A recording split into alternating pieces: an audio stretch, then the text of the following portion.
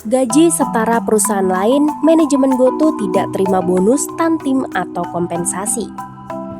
PT GoTo Gojek Tokopedia Tbk atau GoTo buka suara soal tingginya beban gaji manajemen jika dibandingkan dengan entitas serupa. CEO GoTo Andre Sulistyo memastikan gaji yang harus dibayarkan perusahaan setara dengan perusahaan lain.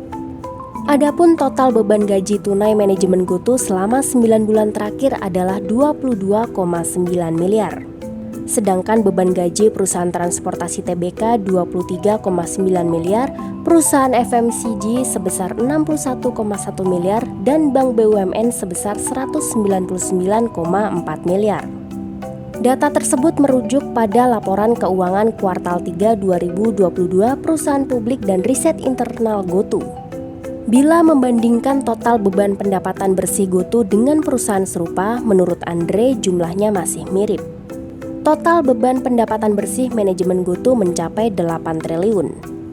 Sedangkan jumlah beban pendapatan tunai manajemen di perusahaan teknologi berkisar 2,6 triliun. Kemudian perusahaan transportasi 2,5 triliun, perusahaan FMCG 31,5 triliun, dan Bank BUMN sebesar 115,3 miliar.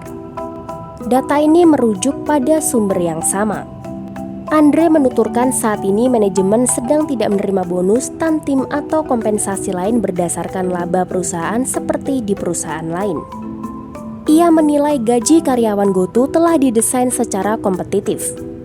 Gaji dan benefit yang kompetitif adalah faktor penting dalam merekrut dan mempertahankan manajemen yang profesional dengan pengalaman kelas dunia.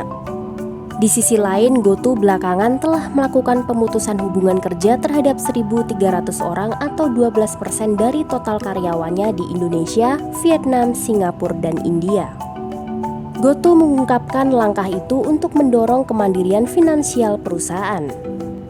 Andre menjelaskan tantangan makroekonomi global berdampak signifikan bagi para pelaku usaha di seluruh dunia termasuk GoTo.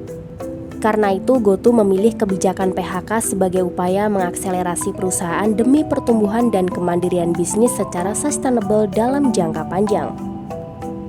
PT GoTo Gojek Tokopedia Tbk merupakan ekosistem digital terbesar di Indonesia yang terdiri atas beberapa layanan gabungan Tokopedia dan Gojek. GoTo resmi mengumumkan penawaran umum saham perdana atau Initial Public Offering atau IPO pada 15 Maret 2022 lalu. Sahamnya tercatat di Bursa Efek Indonesia atau BEI dengan kode GoTo. Gojek sendiri sempat mengklaim telah berkontribusi sebesar 2% dari total produk domestik bruto atau PDB Indonesia.